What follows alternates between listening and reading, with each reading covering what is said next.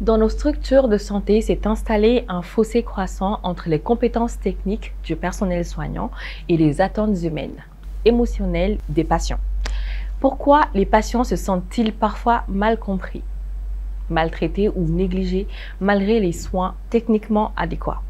Le problème est-il une question de communication, d'empathie ou de surcharge du système de santé? La Ronde des femmes Moussoka Blum, c'est maintenant sur TM1, la télé qui vous allume.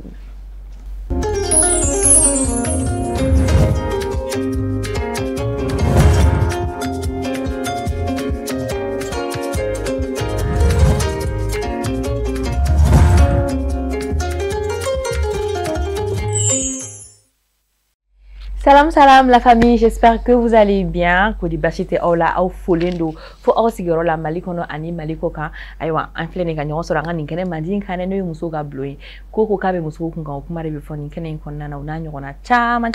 anga foli bi oyi vraiment ante 50 yina au foli la re au munu klinu ga émission inta kayere na fo sans fait kuni la ronde des femmes te côté émission foch le au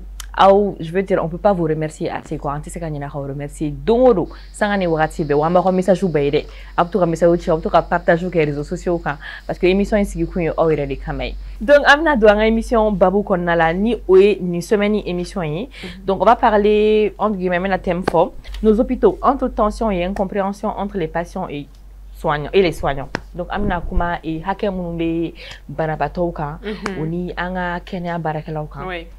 Comment ni wakati laban na kera scandale bo kera réseaux sociaux quand une vidéo chama donc explication be sera là c'est que quelque chose dobe na be forma système peut-être ou bien manière de faire dobe et ni tara docteur so public ou bien privé nous na il va sur au public de tout kalama nous et patients y ou ta do ka foko quelque chose de bara nous na procédure do be non peut-être que autour donc peut-être que manque de communication be manque d'incompréhension be ko chama be sera ko ina quoi ame faka ko ina donc wala ça ka dobo a problème na parce qu'il y a beaucoup de gens qui sont confrontés à ce type de problème et à grâce à vous mon rôle est de docteur Sola wa faut que docteur Soko kacha comment alors que à d'abord de ka noga nani noga ou bien en tout cas patient ko ni imangene docteur Soko nga yoro di i senti bien yoro mina parce que yoba soro déjà 10 000 dore bi kan donc e beta pour ga 10 000 ne wili vraiment yoro te pour que ta do fare ga 10 000 kan donc minumba là les détours les contours des détours amena kuma oludi kan ya sara domi kan ake au juste donc gelani ñoro famia balia mumbe ani anga e kenya barakala oni ñoro chen ame feka ndado la wala ka famia li ko mandi o ma o munu me kan fleur wala sa dona na tawla la ka beki si bana duguma o mali docteur ala kesi hôpital ma mais ni ala la tike ka foku ikanga si e docteur Sola ikanga kechu wo munu ke wala sa ikana gelea sora la ika seka ika prise en charge ka ken no ya konnana amina okuma de fo ni plateau nkani ala sonama donc ay wole bla docteur Banma nous docteur où est ça docteur Mariam Koulibaly, cardiologue et promotrice de CRCMSC, Centre de recrutement, conseil et marketing sanitaire. Ça, c'est très important. Je pense que c'est une première au Mali. Donc, nous donc, invité Flana et Dr Siaka Djara, président du conseil régional de l'Ordre des médecins de Bamako. Il est également gynécologue obstétricien. Donc, Amewole Blanc et Dr Ban, nous avons sous vos ovations.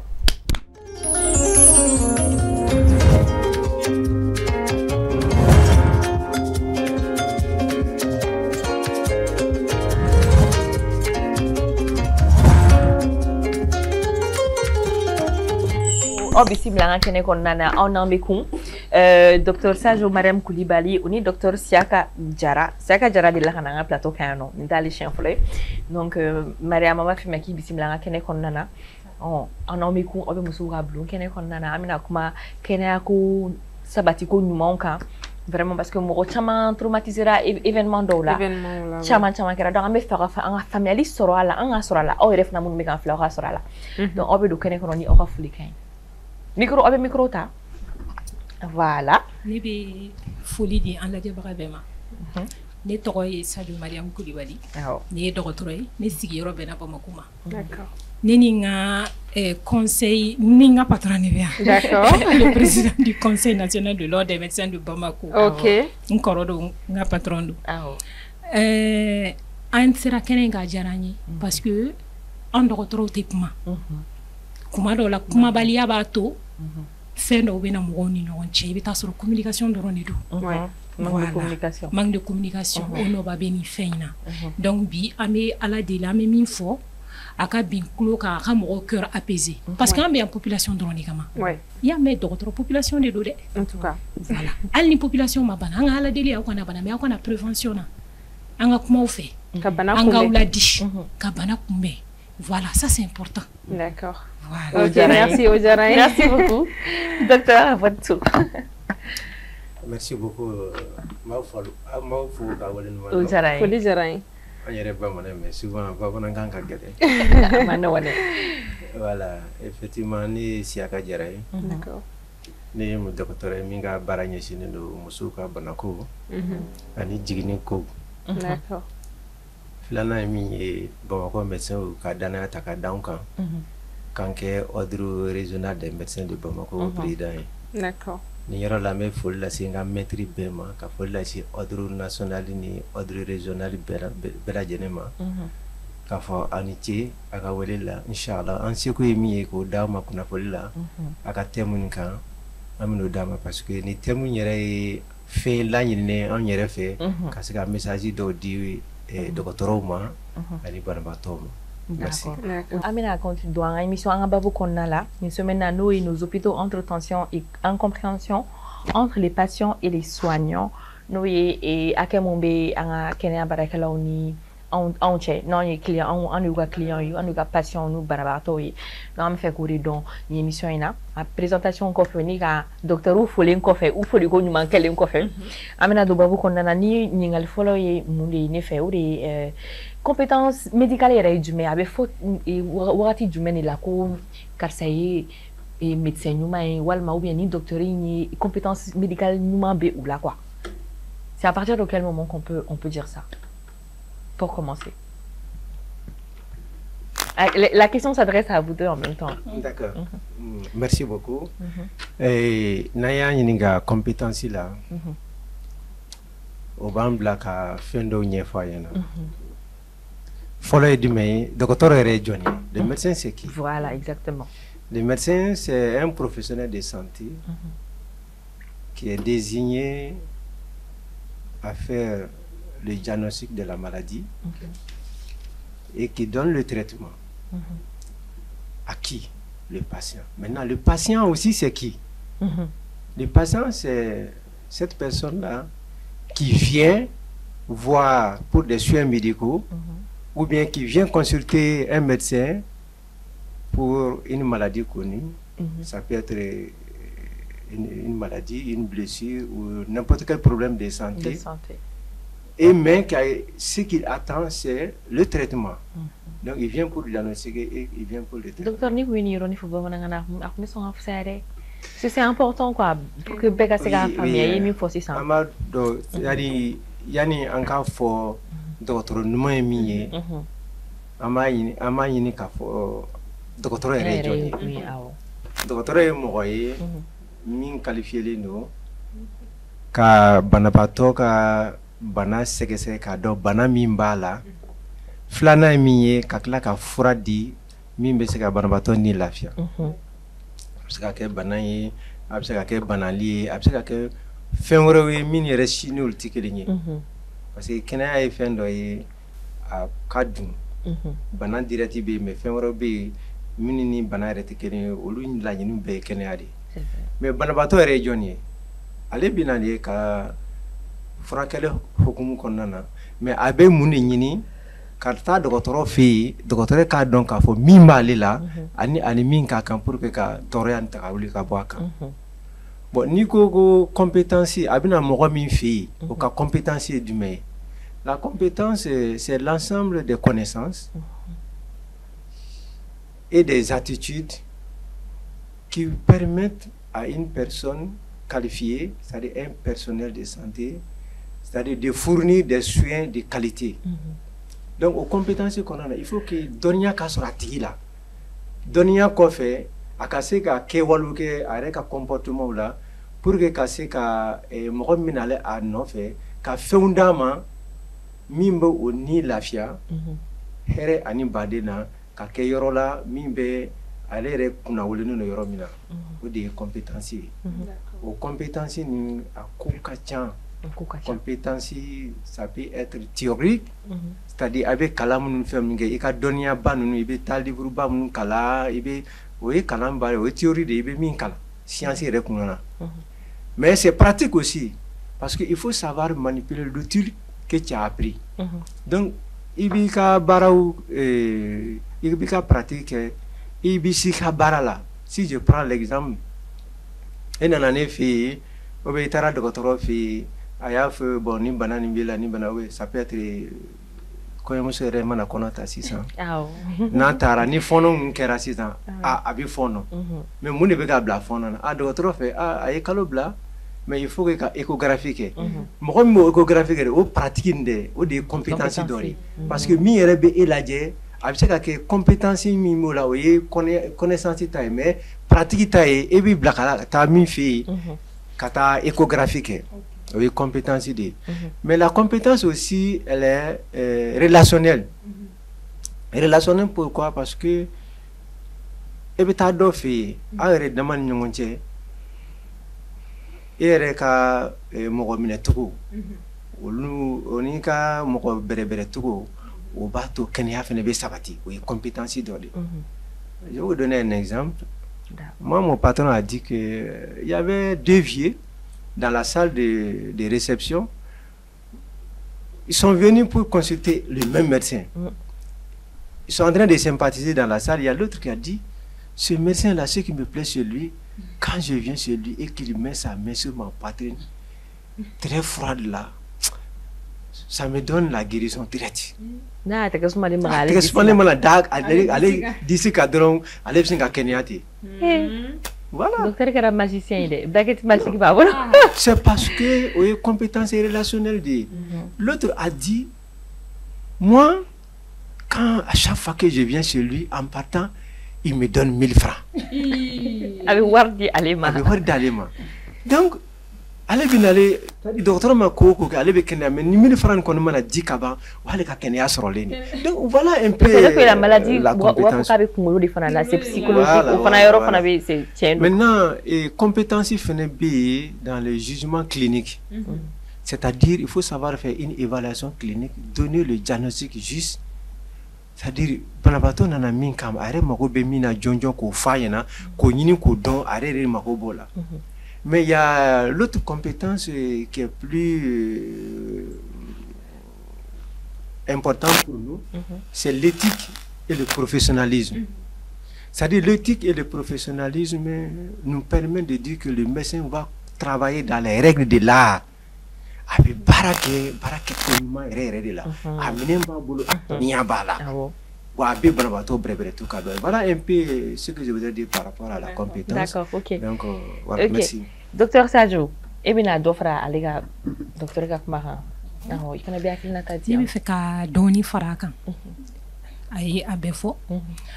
Et me fait qu'à mi faut ni en société là, ni à mes co-doctoraux. Parce que catégorie chama ne bana. Mais un bébé kenea indiqué. Mais on a fait un petit killing. On est médecin. Mais sage-femme B, infirmier B, aide-soignant B, kiné B, au lieu de groupe de qu'on a fait mon paramédicaux. Nous sommes un médicaux, au lieu de paramédicaux, mais un bébé nous rend d'affaires.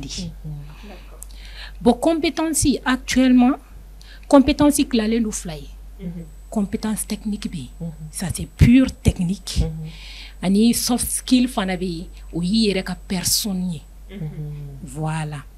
Donc compétence technique pour que nebe se ka fitini mi fois là pour que mo ga famia. Oye ika science be fait nous demander. Oye doctorat kono. Ibe fait nous ke. Na be fo ma ko soin. Soin be se ka fo mundo. C'est-à-dire fin do be mo là minti normalier ka deme ka état normal so. Simplement il va faut ni joli be mo là. Ka joli pansement ke wala sa joli nga kenya ou soin ou bien acti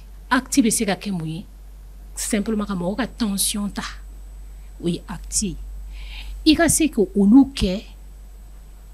saria kono parce que docteur ya bara kelen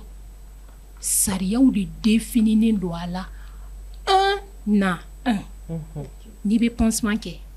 selon joli bɔra cogo min na selon min ye joli cause matériel ti kelen ye a bɛ kɛ cogo min na o tɛ kelen ye a bɛ kɛ yɔrɔ minnu na olu tɛ kelen ye n'i bɛ tension ta mɔgɔ baara i bolo périmètre bɛ évaluer brassard bɛɛ tɛ don bɛɛ bolo la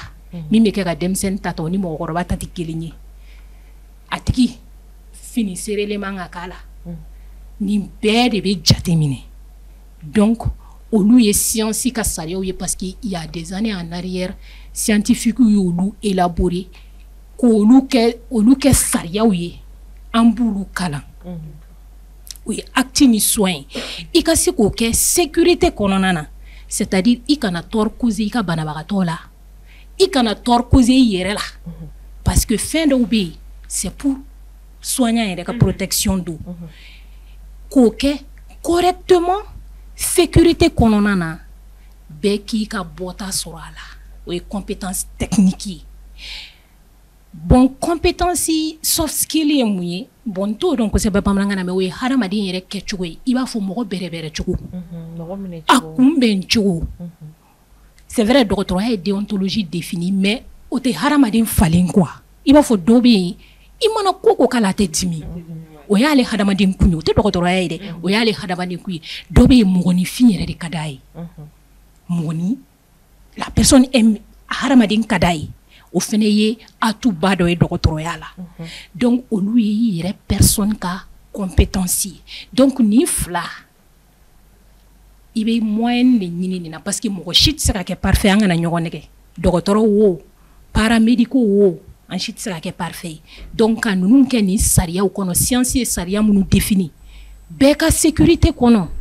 ani ka fara i yɛrɛ hadamaden kun ka maximum kɛ walasa ka banabagatɔ lafiya ne bolo olu de ye compétence ye. D'accord. Ok, au famna. Merci beaucoup. Maintenant, ne bɛ fɛ ka ɲininkali mun kɛ o de ye aw comme aw ye aw fila bɛɛ dɔgɔtɔrɔw ye dɔgɔtɔrɔ maliyɛnw maliyɛn bɛ fɛn bɛɛ fɔ k'a kɛ a modèle ye ko dɔgɔtɔrɔ ayiwa aw fila bɛɛ ye dɔgɔtɔrɔ ye mais ne bɛ fɛ ka dɔn yalima aw hakilina la an bɛ wagati min na fɔ bi an ka jamana kɔnɔna na Mali kɔnɔna na est-ce que compétence bɛ an ka dɔgɔtɔrɔw la an ka soignants na wa est-ce que ils sont bien formés déjà donc me fɛ ka profiter o yɔrɔ la i ka centre de recrutement in kuma fɔ i ka centre de recrutement conseil et marketing sanitaire c'est très important i bɛ baara mun kɛ à côté là parce que question in bɛna découler i ka o yɔrɔ in de kan ne tun bɛ fɛ i kun k'i da don o yɔrɔ la après ne docteur Jara y'a ta a fɔ n bɛ fɛ i k'i da don i ka centre la ka kuma fɔ bon ne ye docteur ni clinicienne ye fɔlɔ parce que ni cardiologue ye mais ne yɛrɛ ka passion ye fɛn dɔ ye o ye n kɛcogo ye ça c'est aider les gens n furadama hali dɔgɔtɔrɔso la tout le temps ni ye ni infirmier i bɛ taa n sigilen sɔrɔ n bɛ k'u ladi jusqu'à ce que souvent malade b'a fɔ ne ko madame SNJ de kɛ ne ko non n ko ne tun bɛ kuma min na n ko ne ma kɔrɔbaya ka SNJ sɔrɔ yen n ko mais n fɛ n ka devoir ye n bɛ fitinin min dɔn k'o transmet n dɔgɔninw ye o ye n ka devoir ye donc c'est dans ce cadre là je me suis dit que n taara yɔrɔ ne yalala n ye stage kɛ fan bɛɛ donc n y'a ye k'a fɔ problème de personnel b'an ka centre de santé la kosɛbɛ i bɛ taa sɔrɔ parce que puisque structure tɛ yen n'i ye centre dayɛlɛ bɛɛ b'a mɔgɔw ta dɔnbagaya sira fɛ après il se retrouve avec beaucoup de problèmes et puis jeunes fana bɛ décourager kalan ɲɛɲinini na parce que u b'a fɔ relation ko dɔrɔn de don bɛɛ bɛ ta relation dɔrɔn de la donc ils se battent pas donc ne yɛrɛ ka hakilina fɔlɔfɔlɔ ye mais je me suis dit que ne bɛ se ka mun de kɛ walasa denmisɛnninw ka dɔn k'a fɔ ko si tu es compétent i bɛ se ka baara sɔrɔ n ko parce qu'ils sont tellement intelligents mais le fait que u b'a fɔ ko a bɛɛ bɛ ta dɔnbagaya sira fɛ u bɛ décourager donc a kun yɛrɛ y'o de ye donc an ma mɛn a kɔnɔ kosɛbɛ mais n'an bɛ recrutement kɛ an bɛ test de organiser an bɛ test théorique kɛ kuma dɔw la mɔgɔ min bɛ feuille corriger ne tɛ a tigi t'a dɔn a bɛ ka mɔgɔ min ka feuille yɛrɛ corriger après a bɛ tila ka test pratique kɛ donc ceux qui sont compétents olu de bɛ taa et puis n bɛ tila k'a fɔ minnu ma a sɔrɔ n ko vraiment a bɛ tan nin yɔrɔ corriger parce que objectif y'o de ye que les gens soient recrutés u ka compétence kan voilà compétence surtout. Parce que doctorat et banamo et compétence m'a négligé aller là les bara fouille clé parce que adam adi ni ne bite kono donc il faut forcément qu'il y ait quelques compétents. Ouais, il faut quelques compétents. OK. Moi ce que je voulais savoir au centre de recrutement mais à quelle fin avez vous recruter pour les centres de santé de ou bien clinique ou bien ça se passe comment? Pour le moment nous sommes là pour tout le monde. Okay. Ni moi mi demande que moi je iban weledi ne be fait akanga personnel recruté parce que ebe nani ka cahier de charge de ne be ni personnel qualité ne fait ne be fait kan ni kene fait donc il na odi di anma ni avec ce ka privé pour le moment ba que privé mais avec ce ka public il fanaï ça dépend. Pourquoi pas. Donc on devait sortir 600 ka appel lancé. Non, il y a appel lancé, mon candidaté, maintenant on met souké en fonction des compétences que promoteur be mis fait. Voilà. Donc pour le moment c'est les privés, mais à la délier à la que public ou fané. D'accord. Alors pour Amina, ça c'est bon ça. C'est une très belle initiative. Maintenant docteur Jara, il fait que il ngali jabi no di est-ce qu'il y a qu'il là et kena barakelo no nga médecin nga soignant est-ce qu'ils sont bien formés? On m'a dit. Informés ou bien compétents, vous avez dit compétents. Oui, par rapport à la formation, est-ce qu'ils sont compétents? Ok. La compétence même, c'est quoi? Quand on prend la compétence, ça c'est les moyens qui sont essentiels pour assurer ce qu'on appelle les soins sécurisés et les soins très efficaces. Et pour cela, on a besoin de deux éléments. Le premier élément, c'est l'expérience. Et le deuxième élément, c'est la formation. Je peux vous dire avec assurance aujourd'hui que les médecins maliens sont les mieux formés en Afrique et dans le monde entier. D'accord, on applaudit. Aucun a applaudi. On est content. C'est vérifiable. D'accord. Mais maintenant, mon est l'assistant, non, patients ou plein, qu'ils ne sont pas bien pris en charge ou bien ils ne sont pas écoutés attentivement. Est-ce qu'une formation mignon est là ou bien c'est quoi? Ah, parce que moi je veux comprendre et c'est une très bonne nouvelle pour nous et pour le Mali. En tout cas. Maintenant, mon a plein de gacha, mon a beaucoup plein en structure la rafokonitara, il a fait on était en charge dans les temps, ni urgence de était urgence là ou bien il était de la main ou bien erreur sur kama n'auront avec des mains à me notifier. Qu'est-ce qui fait ça?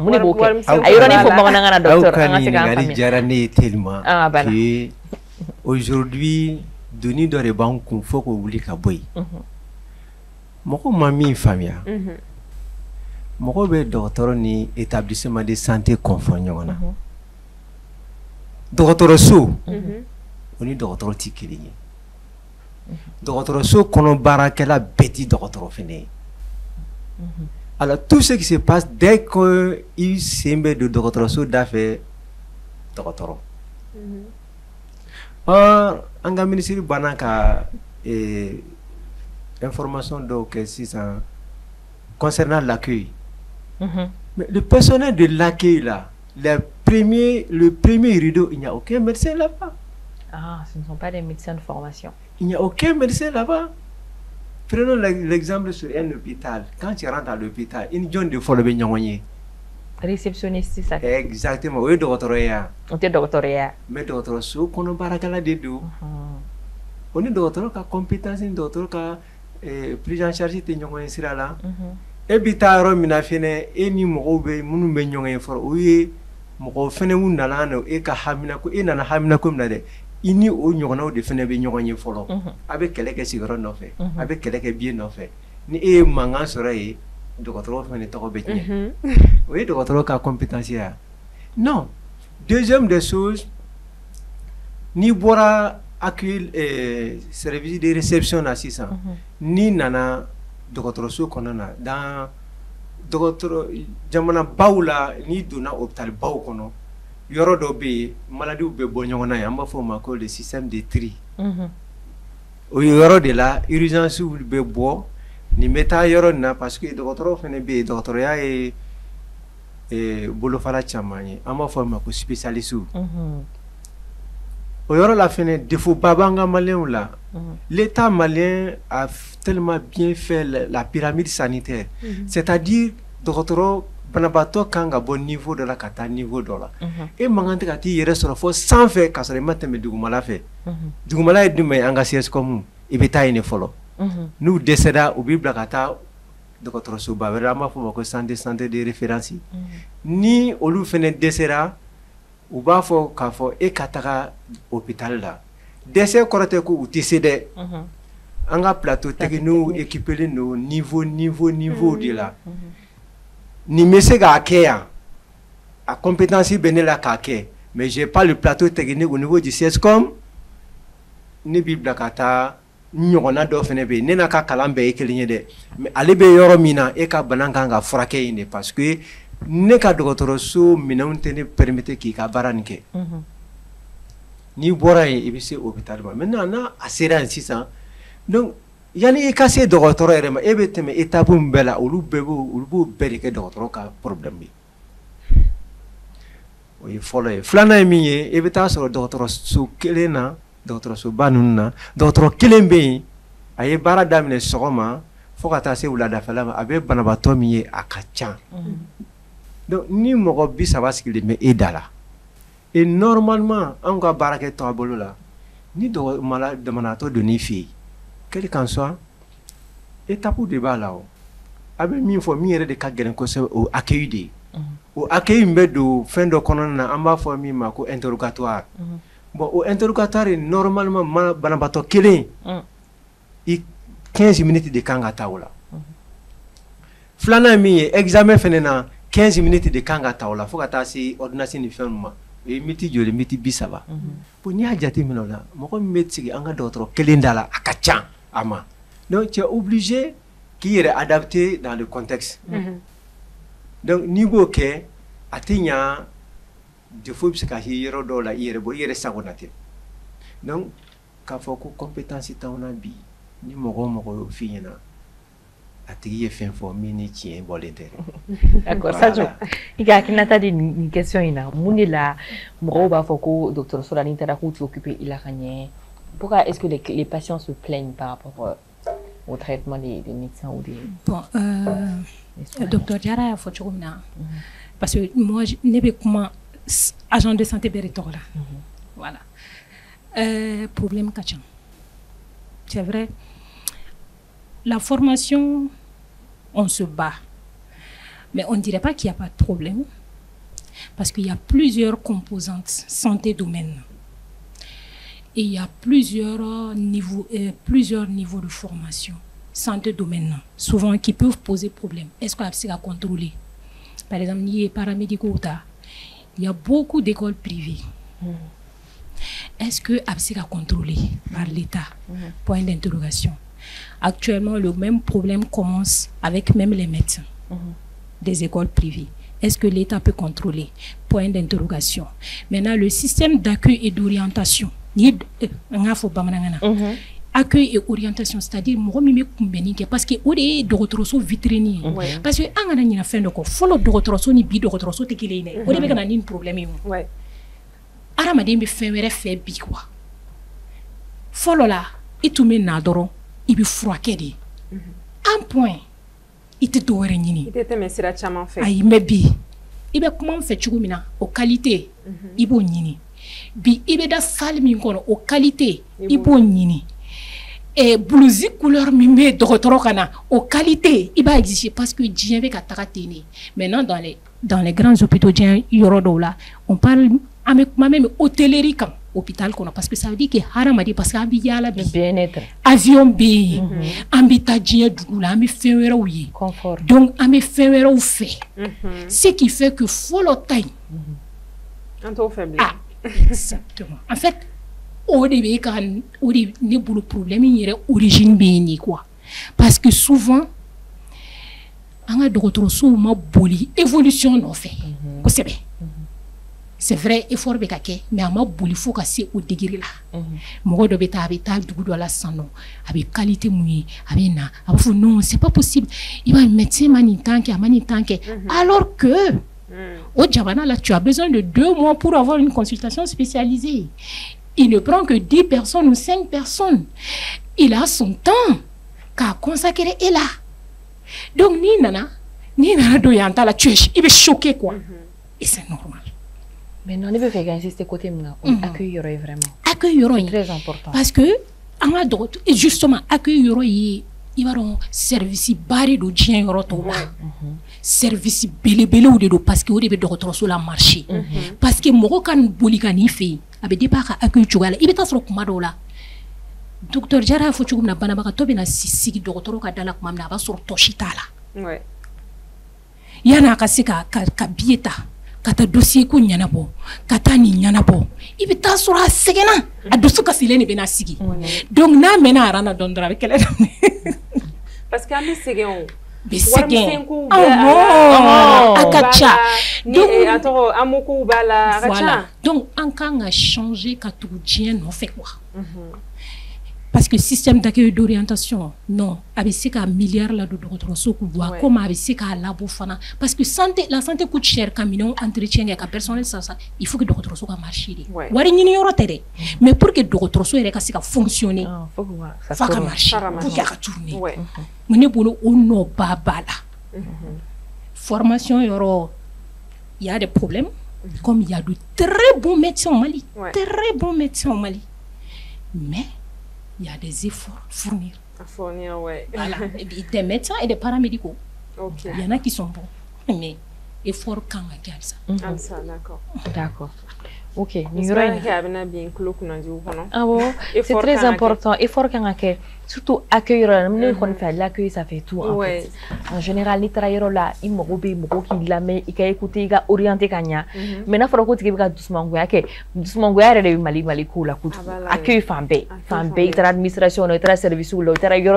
c'est pareil. Les gens se plaignent énormément et je pense que il est temps que Aradab là, nous veut former des formation à quai ou béga forme ou formation bakelingue. Franchement, comment faire la prise en charge des clients? Accueil et prise en charge. Honnêtement, c'est très important. Il y a contrasté. Il est choqué. Franchement, il est choqué. Voilà. Donc, on va continuer l'émission dans la partie de Alassane. On a donné un parfum, un smart mamba. Nous, il passe un parfum, mais on va parfum. De recours, on bon ah, nous faisons smart candidat. On donne un smart bomber. Yes, makadide. Aha, odore te kui parfum num ni anga secret ya non, ni parfum du meko initio eau de parfum. En tout cas, nous on mis donc à casa de kadikui. À packaging ni fleni. Regardez. Ça là même là ça sent le luxe, tout est doré partout là, hein. Et on n'y mo roi coiffeuse sans faire ça. Hein? Il faut tester ma belle. Sentez les odeurs. Ah, voilà. Meka Woods. De chez Stéphanie de Bronge Paris. Ah, au branding na diko hein even di kadola join ka te jai ave jai le ya suma de kari ka te mo be ah beka ah ni fana ju men tukuni ni e fene ni e ko les princes du golfe Cherry of Cashmere Cashmere OK, les noms là sont compliqués mais bon. En tout cas, ça sent bon. C'est là qui est la question. Ça sent bon. Faut donner à notre médecin préféré. Il va sentir pardon. Avec Doma, aïe. Vous pouvez tester, hein. Vous pouvez tester. Donc ça, c'est le Fame de Paco Rabanne. Beaucoup de gens connaissent ça. C'est un parfum de luxe, quoi. Beaucoup de gens connaissent. On dirait que le docteur Jara a peur de tester avec Srani. Avec Srani Gaffier. Ah, ok.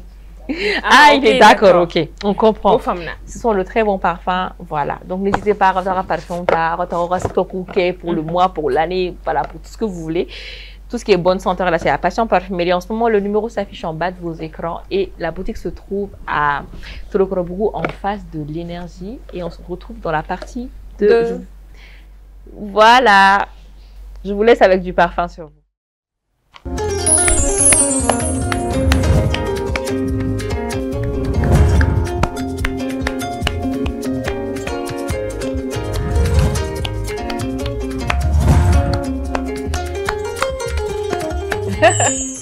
Aywa, docteur Ou, il y a une graine, il y a un enfant à bureau, il y a un bureau. D'accord, donc on m'a appelé Alissa. Donc, nous avons Sansani, une émission La Ronde des Femmes, partie 2D, avec Kenya Barakelaurika, on y a un monument en une enchaîne avec un patient, ni en yoga. olu ka banabaatɔw ye hakɛ mun b'an n'olu ni ɲɔgɔn cɛ an da don gɛlɛyaw kumaw caman na partie fɔlɔ la docteur ninnu yɛrɛ y'a ɲɛfɔ patient ninnu bɛ gɛlɛya minnu sɔrɔ u ka centre de santé la minnu b'a to u b'u dama kasi kosɛbɛ réseau kan u ni yɔrɔ caman na mɔgɔw b'a fɔ ko u tɛ soin ɲɛnɛmanw sɔrɔ dɔgɔtɔrɔso la donc docteur y'u da don a la k'a fɔ ko facteur minnu b'a to olu bɛ kɛ ɲɔgɔn faamuyabaliya de don accueil de don o ni orientation donc olu problème ninnu bɛ yen donc ni mɔgɔw taara dɔgɔtɔrɔso la k'a fɔ k'u hakili sigi u ka ɲininkali kɛ o tɛ yan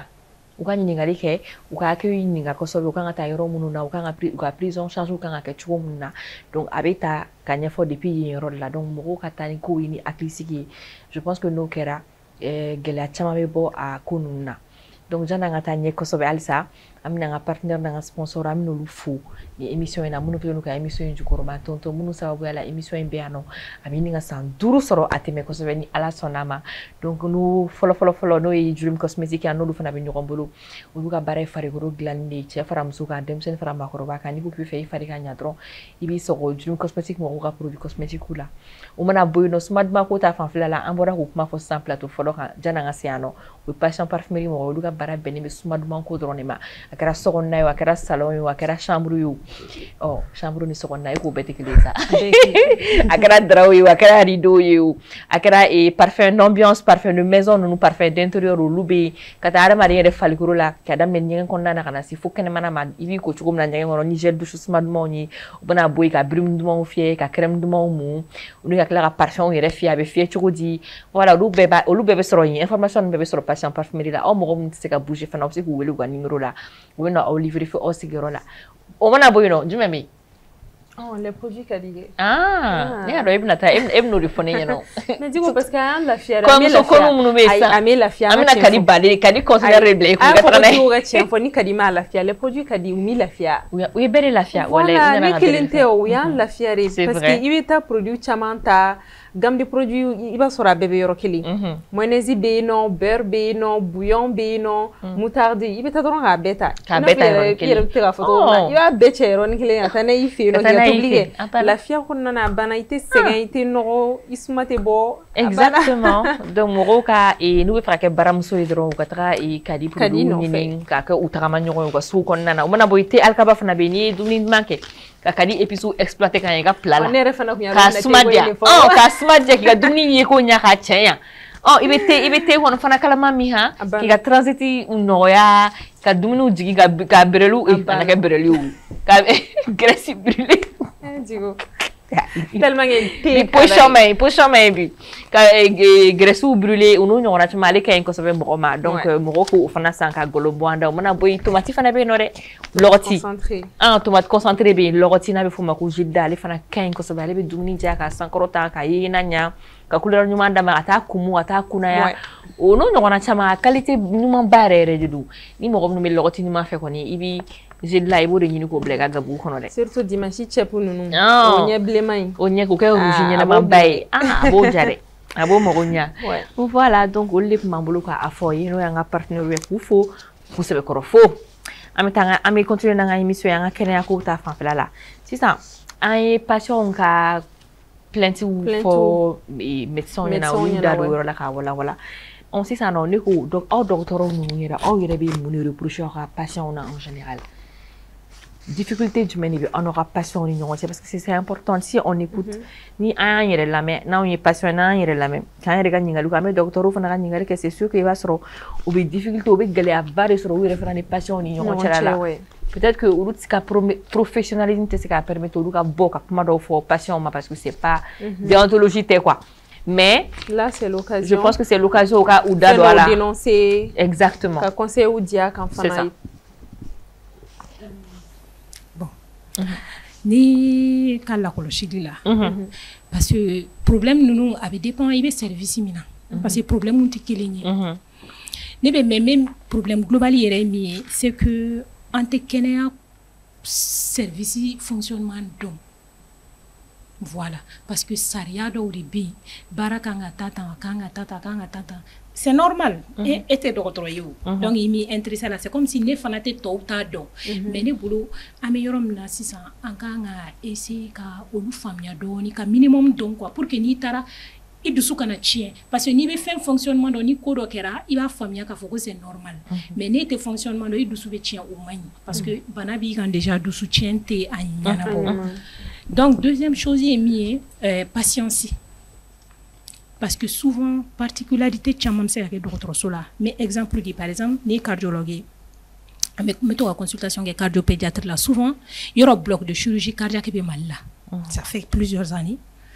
donc i bɛ taa sɔrɔ denmisɛnnin dɔw opéré la denmisɛnnin ninnu nɛgɛ de don n'u dusukun fura dɔw bɛ d'u ma u kan ka fura ta don o don u kan ka contrôle kɛ don o don par exemple o denmisɛnnin ninnu n'u nana u kan ka analyse min kɛ an b'a exiger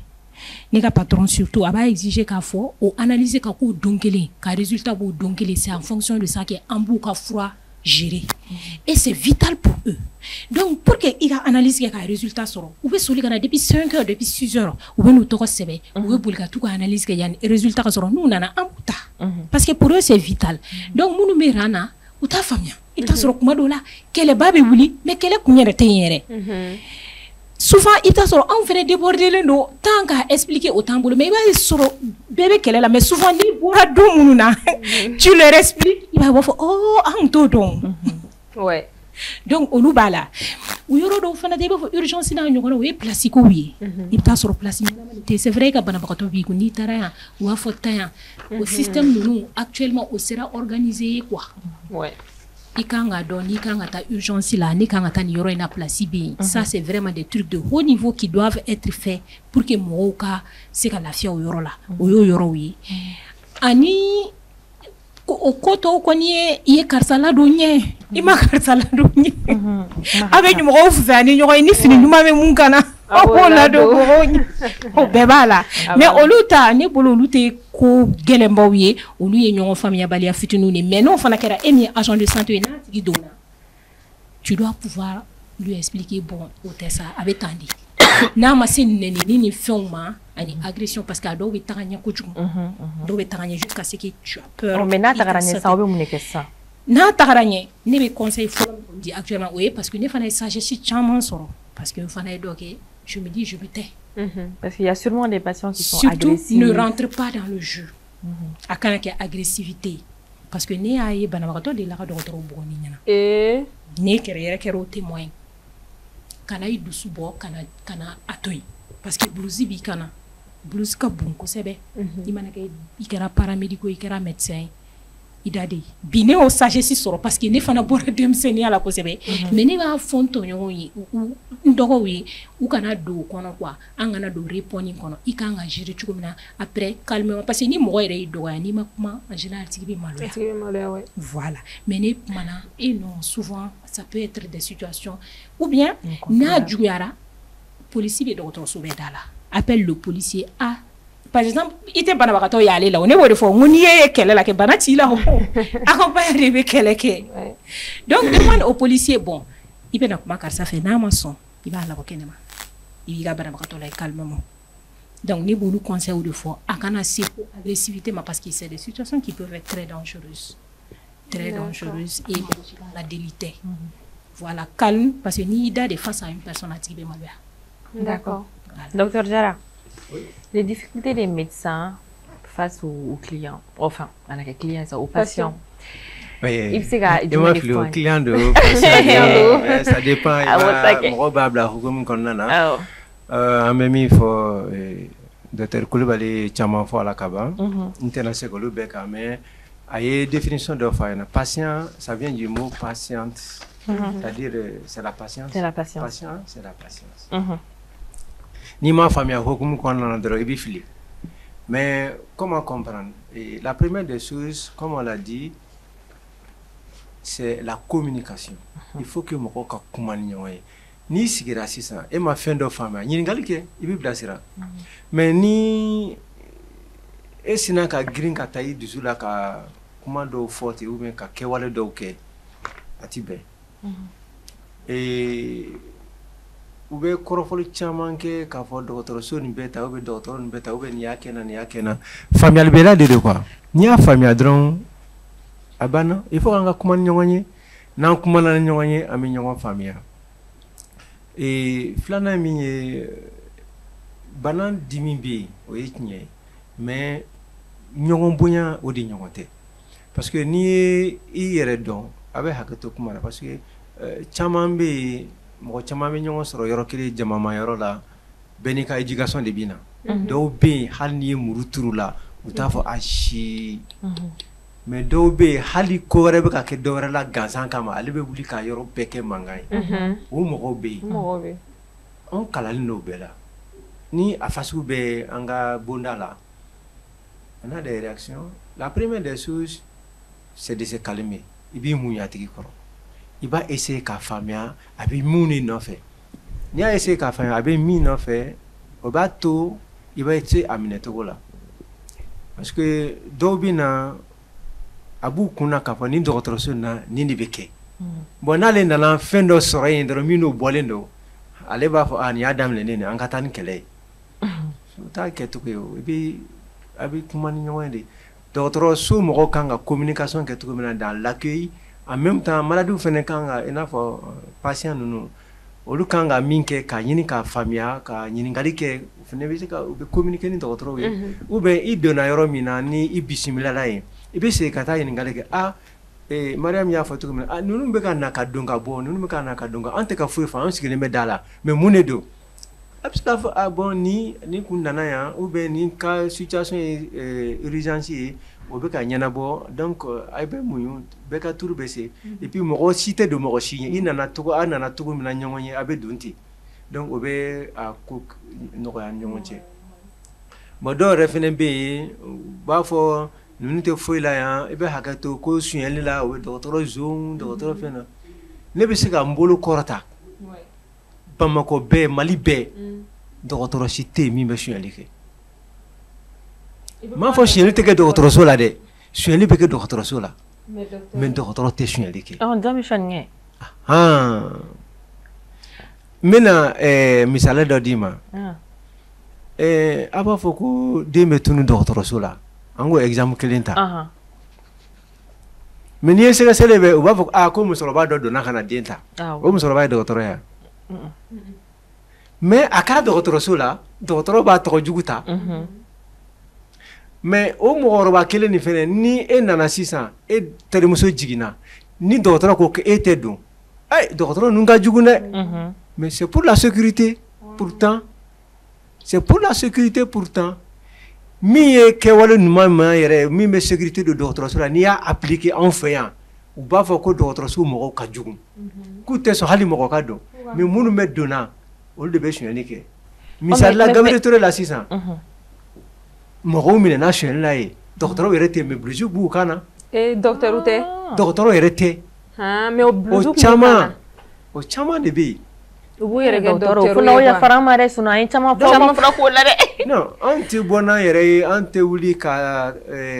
an disi gosi ka kumabaw fɔ ni fɛnw ye ka lagosiliw kɛ ka non n'i y'a kan na an b'a muɲu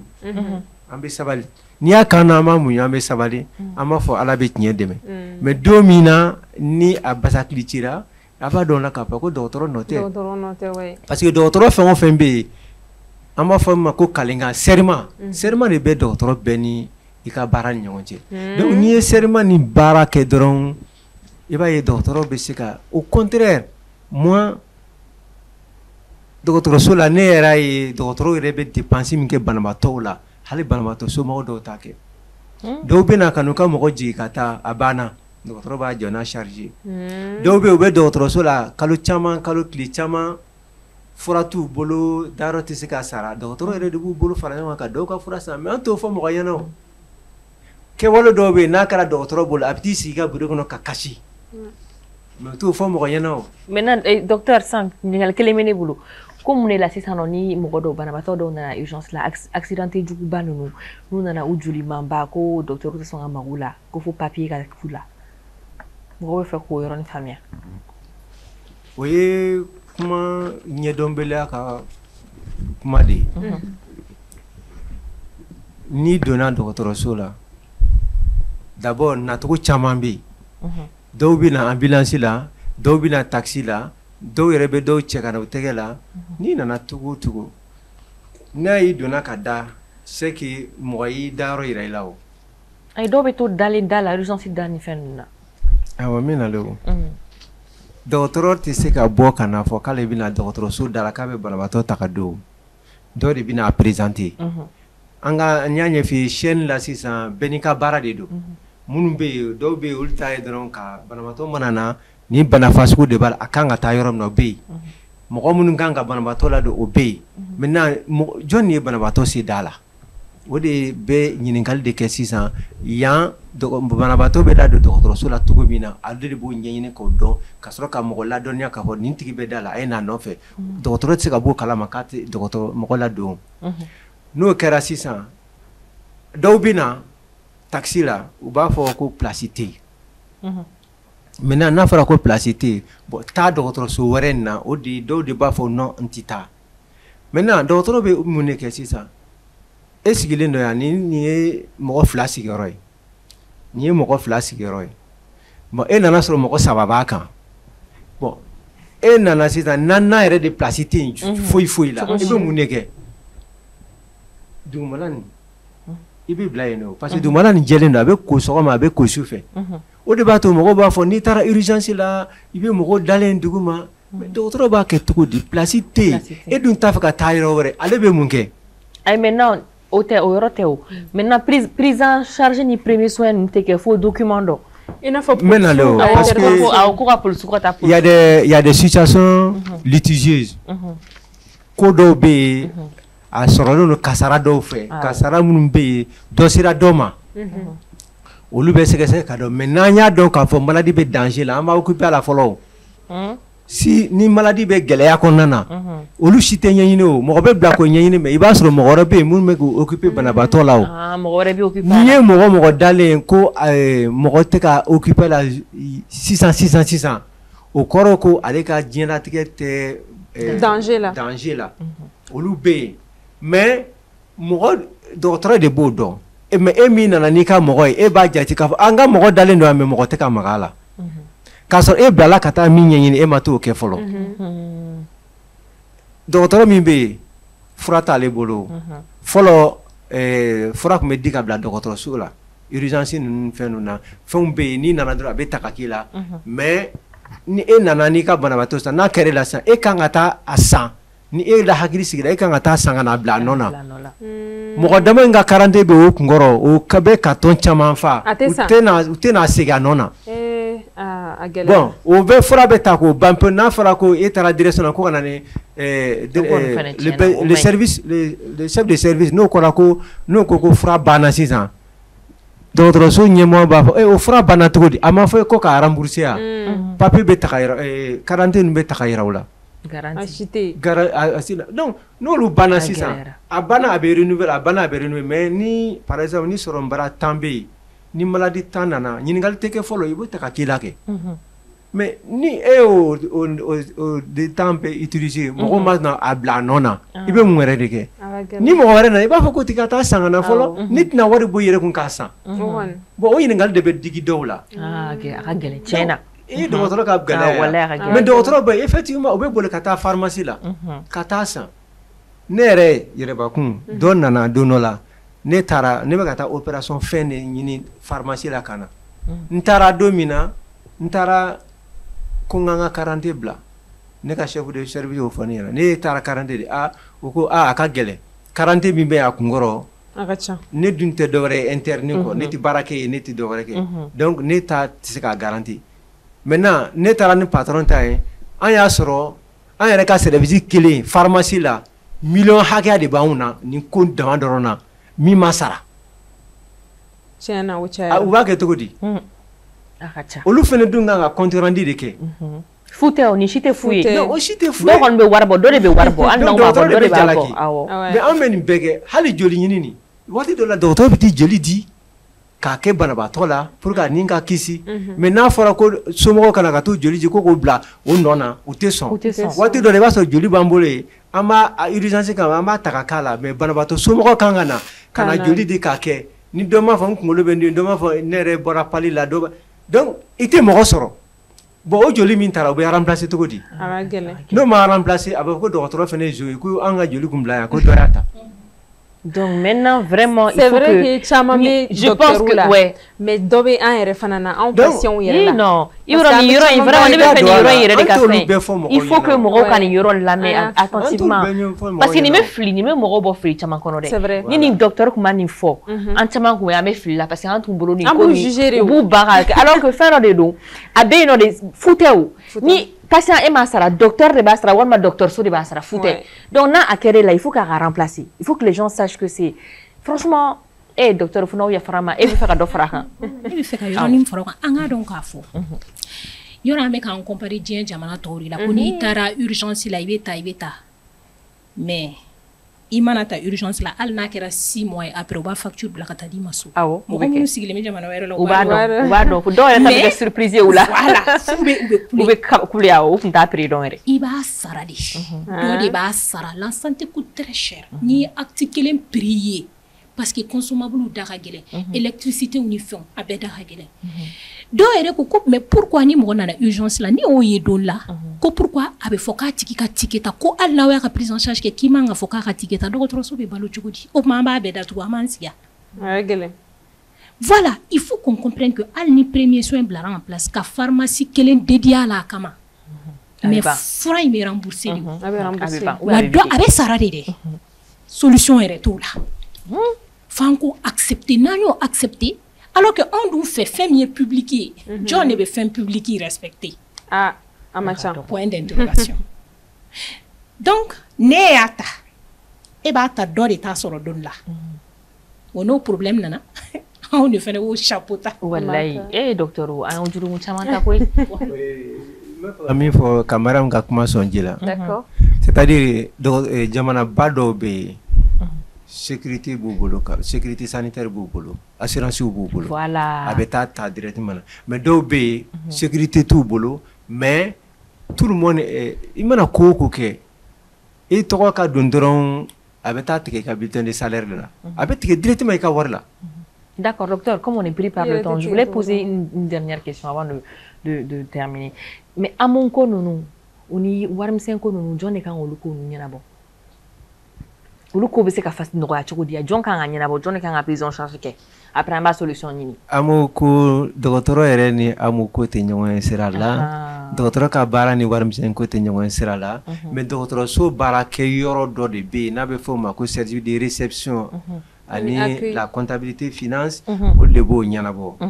donc amu ni dɔgɔtɔrɔ ta ye dɔrɔn ni papier nana ka ordonnance k'a la voilà dɔgɔtɔrɔ ka baara da donc aw y'o fana faamuya c'est important i ye nin farafasiya sisan a bɛ don nin caman bɔ mɔgɔw kunna parce que mɔgɔw bɛ nin bɛɛ de don ɲɔgɔn na ko nin bɛɛ docteur nɔ ye docteur nɔ tɛ dɛ docteur yɛrɛ tɛ foyi kalama amoko la ale kɔni papier dɔrɔn de kalan dɔrɔn ale kan ka soin min d'i ma ale b'o d'i ma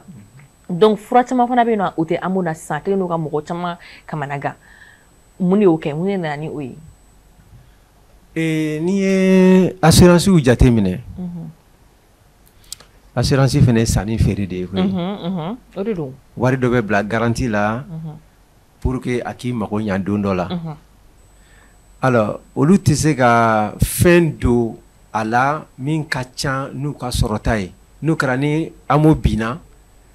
jɔn de bɛna furakɛli kɛ bɛɛ dun ko amo ko ye tare de a bɛ furakɛli nɔgɔya effectivement a bɛ furakɛli nɔgɔya mais fura dɔw bɛ yen par exemple fura dɔw da ka gɛlɛn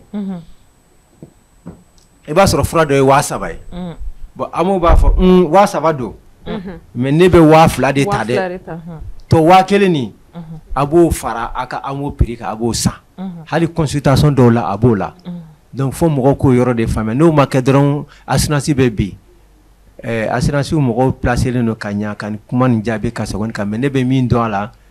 o de ye nin ye amu ko ni dɔgɔtɔrɔ ka prestation tɛ ɲɔgɔn sira la maintenant o dɔw yɛrɛ bɛ yen u bɛ siran amu ran ye ka na don dɔgɔtɔrɔ fɛ yen ko ko amu dun bɛ ne bolo fiche tɛ dɔgɔtɔrɔ bolo fiche bɛɛ bɛ ta da la donc ni a fɔra tuguni o tigi fɛnɛ bɛ bɔ i n'a fɔ Mariama fɔ cogoya min na n'o bɔra k'a bɛ taa amu fiche ta ka na n'o dontɔ yira a bɛ fɔ a ye mɔgɔ wɛrɛ ladon anw ɲɛ donc il faut que mɔgɔw k'o faamuya donc amu ni dɔgɔtɔrɔ ka prescription a tɛ ɲɔgɔn sira la d'accord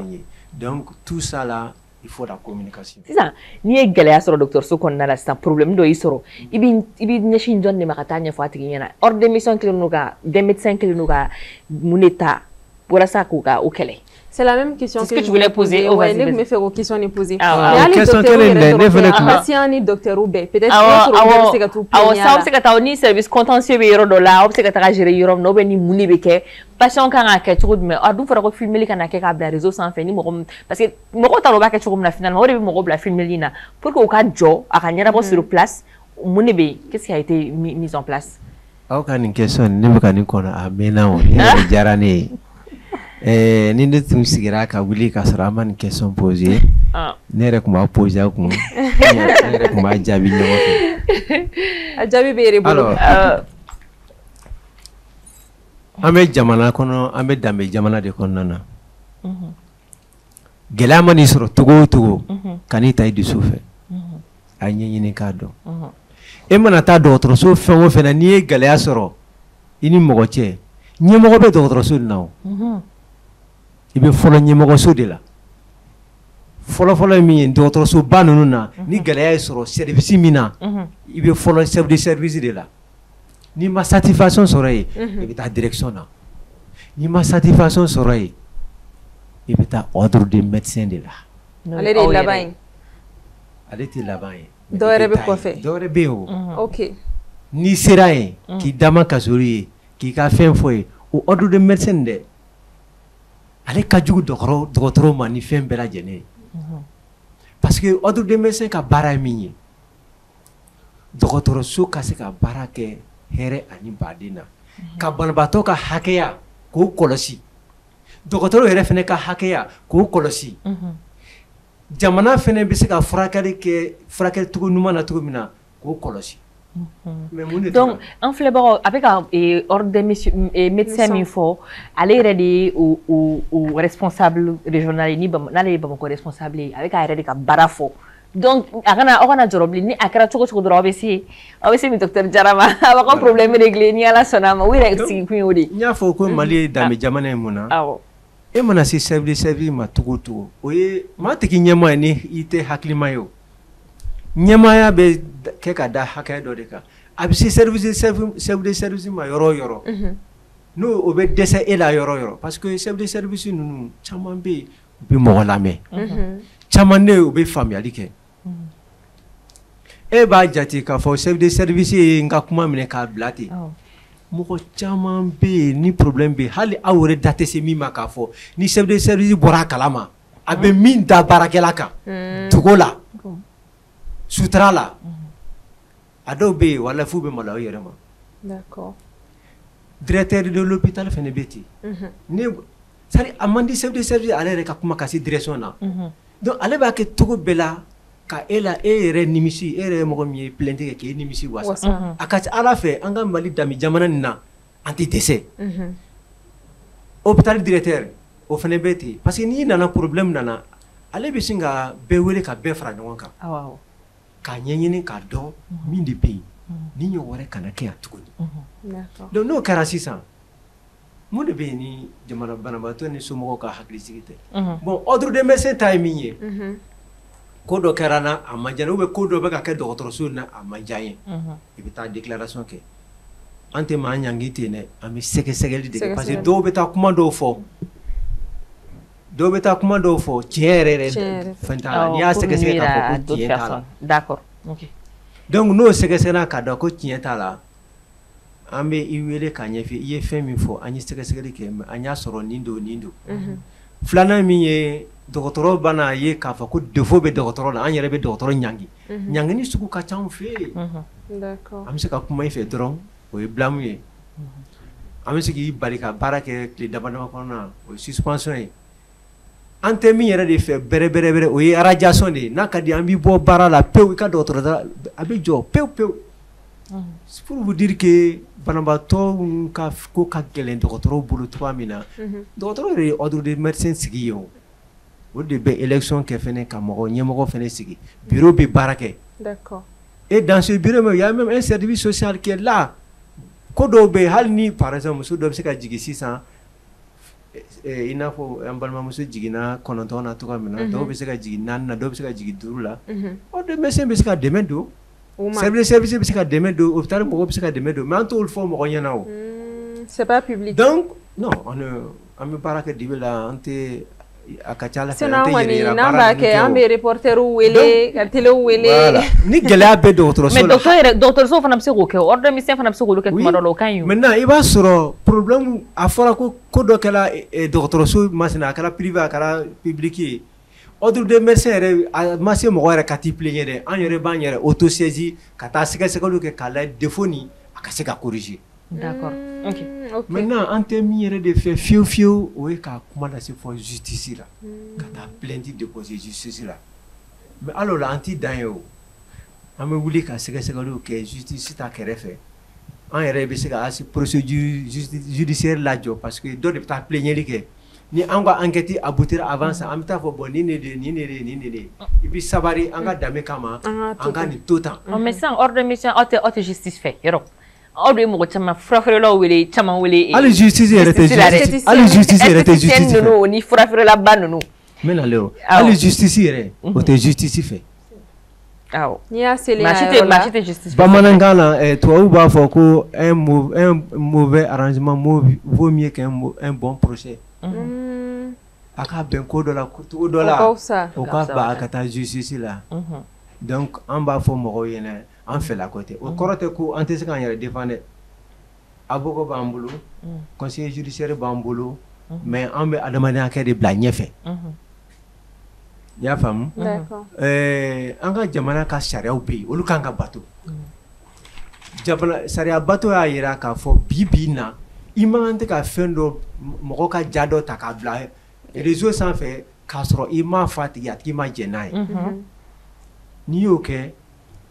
sariya dɔ ɲɛsinnen don ma sariya bonda dɔ bɛ yen n'an b'a fɔ o ma ko cybercriminalité o y'o dantigɛliw kɛ bɛɛ bɔr'o kalama maa caman ɲankila maa caman jalakila bɛ yen olu fɛ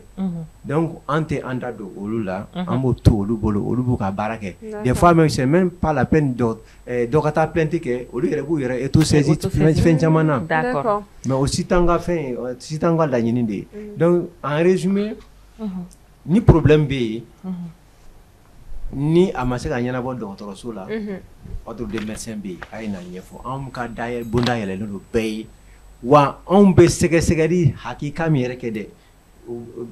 sɛgɛsɛgɛli hakika an b'o yɛrɛ de kɛ ɲangini ɲuman an yɛrɛ fana b'a kɛ dans la plupart des cas an bɛ retour kɛ banabaatɔ somɔgɔw ye k'a fɔ an y'an ka baara kɛ des fois an t'a fɔ an ye ɲangili fasugu min kɛ quoi. D'accord, merci beaucoup mais docteur. On a tabé san évaluation dɔ bɛ kɛ non entre les hôpitaux avec toujours ou bien à Sosorila an bɛ wagati min na i ko sisan parce que ne bɛ bɔ a kalama wagati min na i b'a sɔrɔ évaluation hôpitaux ninnu i b'a sɔrɔ u tun bɛ évaluation dɔw kɛ u ni ɲɔgɔn cɛ o bɛ découler ordre des médecins de la wa ou bien structure dɔ de bɛ en place pour que ka se ka évaluation in kɛ. Il y a une agence d'évaluation des hôpitaux qui existe en dehors de l'ordre des médecins o de bɛ occuper o baara ninnu na. D'accord. Mais i b'a ye waati dɔw la ni gɛlɛya bɛ yen jamana bɛ gɛlɛya la an b'a ɲini ni ala sɔnna ma an bɛna bɔ gɛlɛya in na fɔ diɲɛ bɛɛ bɛ ɲɛbɔ an fɛ inchallah n'olu gɛlɛyaw bɛ yen fɛn caman bɛ yen mɔgɔw bɛ ɲinɛ olu kɔ ouais c'est vrai voilà parce que olu ye fɛn d'excellence min ye olu bɛɛ baara ɲumanw de don dɛ a bɛ ka kɛ sen na d'une manière d'une autre hakili bɛ e ka kuma nin na parce que o bɛ taa di Mali yɛrɛ delila ka jɔnjɔn ta a fɛn dɔw na n t'a dɔn saniya de kun don ou bien a kɔni bɛ yen halisa mais ni gɛlɛya bɛ yen mɔgɔ fɛn caman bɛ tɛmɛ mɔgɔw kan ani fɛn caman bɛ yen ɲɛ sɔrɔ man di quoi. Merci docteur. D'accord, merci. Docteur Mariam Sadio Mariam e bɛ fɛ ka yalima e bɛ fɛ ka dɔ fara docteur Jara ka kuma ninnu kan a ye minnu fɔ sisan. Concernant Dani ka mot de fin ou tu veux passer directement au mot de fin? Le micro. Ok. Tout ce que je peux dire c'est que dɔgɔtɔrɔso kɛlɛ ni mésentente c'est vrai an bɛ fɛn wɛrɛ kɛ o b'a la mais contraste d'éducation n'o b'a la parce que dɔgɔtɔrɔso tɛ se ka kɛ bulle dɔ kɔnɔ jamana kɔnɔ ka dɔgɔtɔrɔso kɛ parfait ye cool k'o bila a dan ma ka tɔw kɛ fɛn wɛrɛ ye quoi un pays jamana ye fɛn bɛɛ a bɛɛ liélen don ɲɔgɔn na ne fais critique chara quoi anga teme critique anga ta critique constructive la we munye amesi ka glan chugudi ne ka parier jumaya la ne be se ko yoro nyana bo chugudi beka ire glan dogotoro wo bara wero malila anye accueil fo accueil ibeta do kwa boutique la ibe fe ku ka fin san oui accueil chugum na ibe bo mais ibe fera ta san nigere ça veut dire que c'est un truc Abi ana eredi abi ananta donere anta don quoi on ne se rend même pas compte donc fait général le beka do ka fo bere kanga glan comédien kan ku yere glan journaliste ku yere glan ni be yere glan ke docteur fana tu es obligé de suivre bébé ligne droite il suit et puis avec nya quoi ala ganya ori kadambe d'accord OK docteur Diarra votre mot de fin. S'il y a un mot que je voudrais passer, c'est la confiance.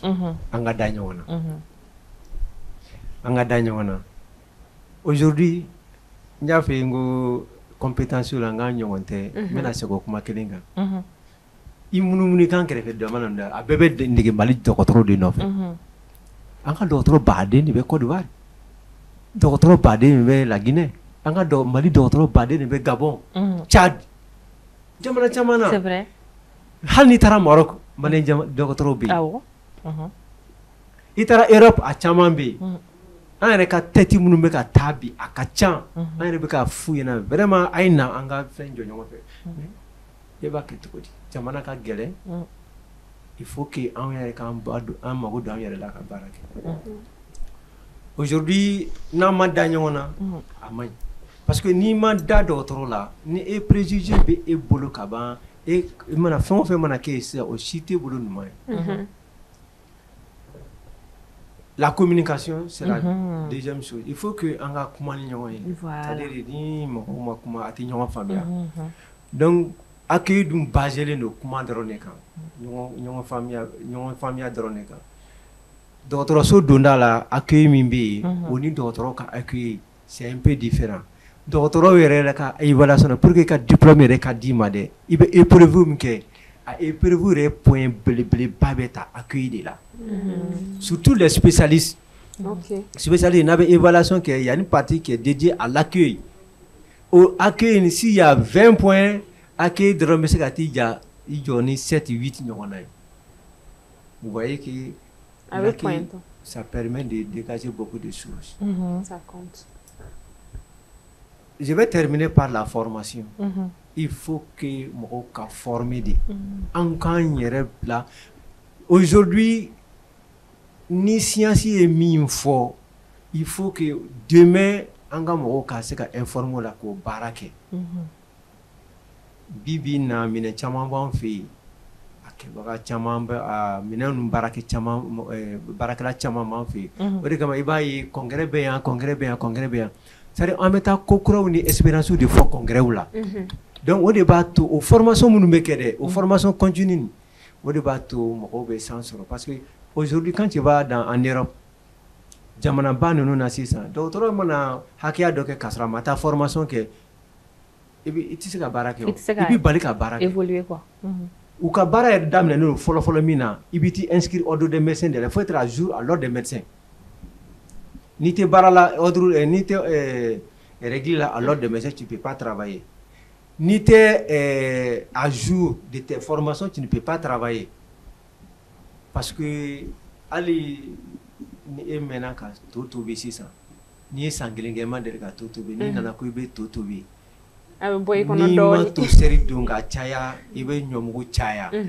Mais ni e bolo bala dongo don. Direct do. Donc ya fene beti. Ni famana ka bara minke. Ni ko ki bena ke do mina avec gela ibe gela sora. Or la vie humaine est sacrée. On ne blague pas avec la vie, on ne tâtonne pas avec la vie. Donc la formation est obligatoire. Nous devons nous former et nous devons nous former. Merci beaucoup, docteur. En fait, ce que moi je voudrais rajouter, c'est ne faire comme je nous fais. Ni kalana en fait parce que nous sommes médecins paramédicaux accueil mais comment fait en fait mɔgɔ bɛ i former i yɛrɛ de ye parce que e bɛ structure min kɔnɔ rien ne te dit que i bɛ to a kɔnɔ fo tu peux te retrouver ailleurs i ka qualité de b'o kɛ formation yɔrɔ la maintenant denmisɛnninw bɛ kulonkɛ ni kalan ye u bɛ kulonkɛ ni stage ye dɔgɔtɔrɔya ye fɛn dɔ ye formation technique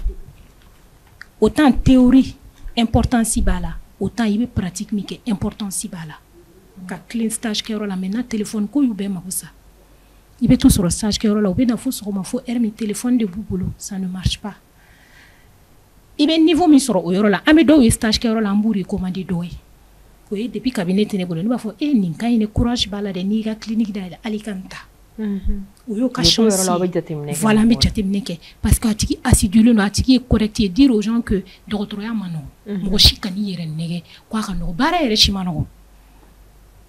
i b'i battu de i bɛ fɛn fɛn na i b'i battu i bɛ san ni san de kɛ stage la k'a faamuya être correct parce que u bɛ pressé fana u bɛ pressé ne tilala n ye diplôme sɔrɔ il faut que ne ka baara sɔrɔ ten ça ne marche pas. D'accord. Faut être courageux et se dire que la vie n'est pas facile. Donc, d'accord, merci beaucoup. Merci à vous. Merci vraiment. Onichoni Bradji. Donc, docteur Sadio Mariam a les réseaux sociaux quand Kosobe, avec Kumara cabinet quand Kosobe. Je pense que vous serez un jeune qui m'a intéressé parce que un peu jeune ou une formation là. Donc, les jeunes musclés, les médecins, les diplômes, les boulots. Il faut que médecin il fait qu'il est formé, qu'il bla niveau là Kosobe. Il sait qu'il y a des réseaux sociaux. Il y a des réseaux sociaux. Il y a des continue. Bonne éducation. CRCM. Est-ce que tu voudrais laisser un numéro qui joue? Micro. C'est le 66 82 68. Le stress. C'est pas grave.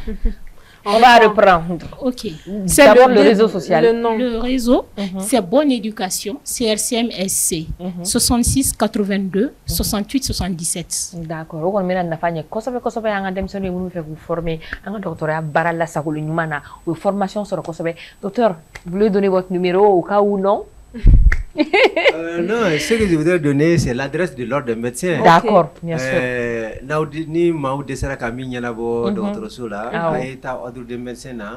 Akata, Akaplendi, nous sommes à Amdala Assi, nous sommes conjugués à la mosquée iranienne. C'est à Dogolinte. Et au Kinyinsakaboui, ordre des médecins, commune Bella, c'est ça. Commune B. Donc, Nakadié, ni fin sur les mamie famille et quand commune il faut là ordre de médecin qui a contacté Dima donc c'est très facile c'est très facile voilà merci c'est un peu ça merci beaucoup merci à nos médecins et merci la ronde des femmes pour ces informations parce que ni biginte ni raconta ko ni bébé soro akula noyala jani ko bébé singoro noyala mais en tant que tu parce que ni te femme do ita donné n'est-ce pas ne bolone mi famille manque de communication de be anga mo la dron kuma de te fort mo te kuma nyoy communication te Charlie te quoi parce que manque d'information de patients na médecin fana ka tableau te nyefo anyikanya donc ni émission in sababu yala nyakila mo chama mina family soro akonu tableau la Kosobe donc ami rendez-vous di o ma doro ko reni ala sonama ni chaîne kele ni plateau kele na diano chala kana basike mo shila oni chani Bradji au revoir